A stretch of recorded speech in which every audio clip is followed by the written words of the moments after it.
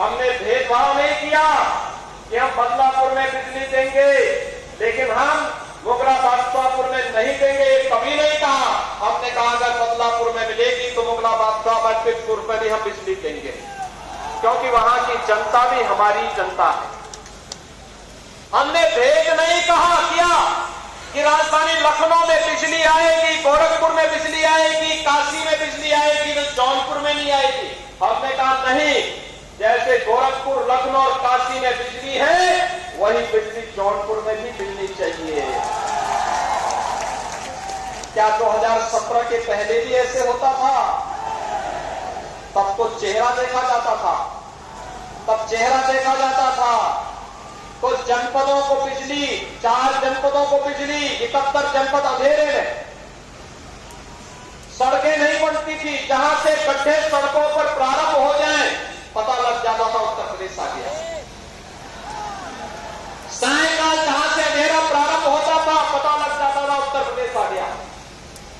जहां पे चोरी, डकैती, अपहरण, वाहन बेटियों की इज्जत तार-तार करने वाली स्थिति देखने को मिलती थी, ये उत्तर प्रदेश का नजारा था। हर पर्व और त्योहार के पहले जहां बड़े बड़े दंगे होते थे वो उत्तर प्रदेश के रूप में उस समय इन लोगों ने इस प्रकार की कुख्याति उत्तर प्रदेश को दिलाई थी। मैं आपको पूछना चाहता हूं, आज तो पर्व और त्योहार, आपने देखा होगा कल ही हमारी सरकार ने एक व्यवस्था दी है जिसे बोल दिया है कि कोरोना नियंत्रण में है, हम सावधानी जरूर रखें। और मेरा आप सबसे अपील है कि हमें कोरोना के प्रति पूरी सजग होकर के कार्य करना है, सतर्क रहना है, सावधानी बरतनी है। लेकिन सरकार ने भी इसे तय कर दिया है कि आदिशक्ति मां भगवती दुर्गा की पूजा का कार्यक्रम, दुर्गा पूजा के कार्यक्रम होंगे खाली स्थानों पर। जगह व्यवस्था देखकर के प्रशासन पूजा समितियों को परमिशन दे देगी। रामलीला का आयोजन का मंचन होना है, सरकार ने कहा परमिशन देकर के हम आयोजन को वहां पर सुनिश्चित करवाएंगे। लेकिन क्या पहले तो कोरोना भी नहीं था और तब भी रोग लगती थी, न दुर्गा पूजा होती थी, न रामलीला का आयोजन होने दिया जाता था, न यज्ञ होने दिया जाता था। जैसे कि लगता था कि सभी मारिच और स्वभाव इन्हीं दलों में पैदा हो गए हैं, ये विश्वामित्र के यज्ञ को रोक रहे हैं। लेकिन भाइयों बहनों, आपने 2017 से प्रदेश की बदली हुई तस्वीर देखी होगी। ये बदली हुई तस्वीर लोक कल्याणकारी योजनाओं का लाभ भी हर गरीब को, हर किसान को, हर नौजवान को, हर महिला को बिना भेदभाव के मिल रहा है। आस्था का सम्मान भी हो रहा है। बड़े बड़े विकास के प्रोजेक्ट भी आ रहे हैं। वर्षों से लंबित शहीद उमानाथ सिंह मेडिकल कॉलेज बारजोरा का कब प्रारंभ होगा, कब प्रारंभ होगा? और मुझे आपको बताते प्रसन्नता है कि बहुत शीघ्र आदरणीय प्रधानमंत्री जी के कर कमलों से हम लोग जौनपुर के शहीद उमानाथ सिंह मेडिकल कॉलेज का शुभारंभ भी करके जौनपुर वासियों को विश्व स्तरीय स्वास्थ्य की सुविधा जौनपुर के अंदर ही उपलब्ध करवाने का कार्य भी करेंगे। जौनपुर भाइयों बहनों किस मामले में कम था? आपके जौनपुर के साथ तो पंडित दीनदयाल उपाध्याय जी की स्मृति जुड़ी हुई है। इसी जौनपुर को उन्होंने अपना कर्म क्षेत्र बनाया था। और भाइयों बहनों, ये जौनपुर की जब बात आती है तो जौनपुर की इमरती दुनिया के अंदर विख्यात है। इमरती की मिठास आप दुनिया के अंदर पहुंचाए हैं। जौनपुर के इत्र के माध्यम से भी जौनपुर की खुशबू दुनिया के अंदर जाती थी। हमारी सरकार फिर से प्रयास कर रही है, ये फिर से यहाँ की मिठास और यहाँ की खुशबू देश और दुनिया के सामने पहुंचे, और उसके लिए विकास की योजनाओं के साथ हम सबको मिलकर के आगे बढ़ना होगा। यही तो प्रधानमंत्री मोदी जी का सपना है, और इसी के लिए मोदी जी ने पूरे देश के अंदर 2014 में शपथ लेने के बाद प्रधानमंत्री के रूप में यही घोषणा की थी। उन्होंने तब कहा था जब उनसे पूछा गया सरकार का लक्ष्य क्या, उन्होंने कहा सबका साथ सबका विकास। जाति मत मजहब क्षेत्र भाषा के आधार पर नहीं कहा था। आवास मिलेगा सबको, शौचालय मिलेगा सबको, रसोई गैस मिलेगी सबको, विद्युत कनेक्शन मिलेगा सबको, आयुष्मान भारत का कार्ड मिलेगा हर एक गरीब को, और राशन भी मिलेगा सबको। भाइयों बहनों, प्रधानमंत्री किसान सम्मान निधि का लाभ भी मिलेगा सबको। ये सबका साथ सबके विकास की अवधारणा को साकार कर रही है भारतीय जनता पार्टी। लेकिन पहले क्या होता था? पहले होता क्या था? पहले होता था कि मैं और मेरा खानदान, उससे बाहर ही कोई नहीं निकलता था। जब प्रदेश में बाढ़ आती थी, प्रदेश के लोग डेंगू की चपेट में होते थे, कालाजार की चपेट में होते थे, इंसेफ्लाइटिस की चपेट में होते थे, तब सेफई परिवार, सेफई में फिल्मी हस्तियों को बुला करके नाच गानों का कार्यक्रम, उनकी महफिल चलती थी।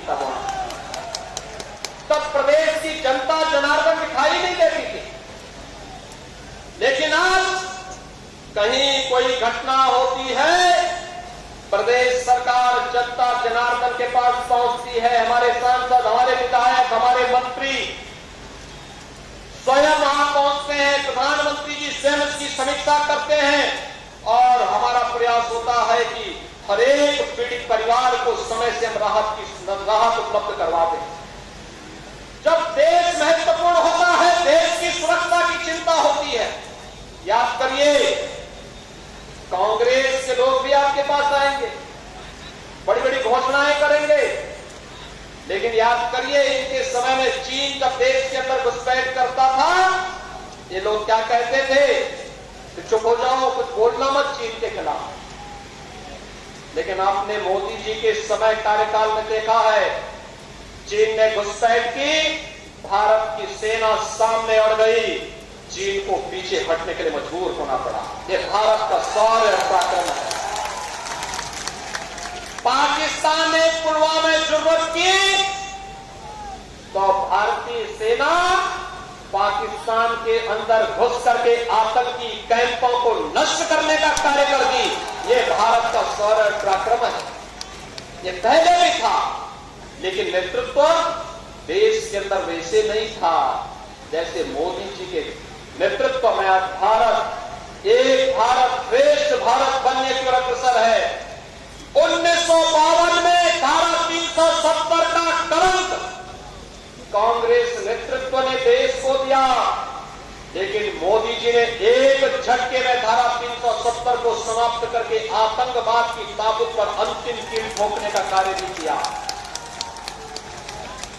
पहले उत्तर प्रदेश में लोग कहते थे, हम लोग आते थे, जौनपुर की कई सभाओं में मुझे पिछले चुनाव में आने का अवसर मिला था, लोकसभा चुनाव में भी, उससे पहले विधानसभा के चुनाव में भी, और तब एक बात उठती थी, हमारे भारतीय जनता पार्टी के कार्यकर्ता कहते थे कि रामलला हम आएंगे, मंदिर वहीं बनाएंगे, और मीडिया के हमारे बंधुगण कहते थे कि क्या सच्चाई है, क्या तिथि भी बताएंगे।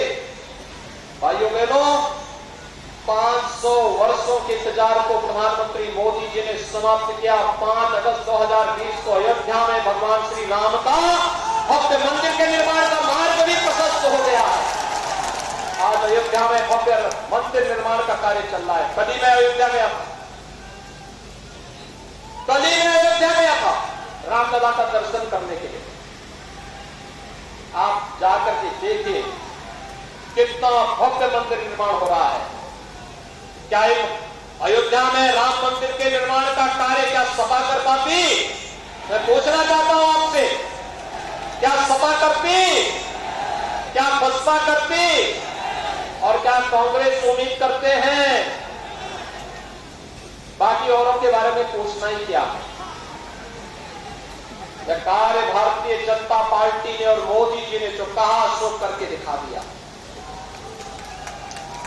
नारी गरिमा की रक्षा करनी हो कैसे होता है, ये उदाहरण देखना है तो वर्षों से, दशकों से, सैकड़ों वर्षों से भारत की नारी को किस रूप में अपमानित किया जा रहा था? 3 तलाक की कुप्रथा के माध्यम से। 3 तलाक कुप्रथा दुनिया के तमाम मुस्लिम देशों में नहीं, लेकिन पता लगता था कि मुस्लिम पति बैठा हुआ है कुवैत में और वहां से टेलीफोन से कह रहा, कोई बात खराब लगी वहीं से फोन से कह रहा है तलाक। वो बेचारी यहां परेशान होती थी। आज 3 तलाक की कुप्रथा को सदैव के लिए समाप्त करके नारी गरिमा के सम्मान की रक्षा भी किसी ने की है, तो मोदी जी ने की है।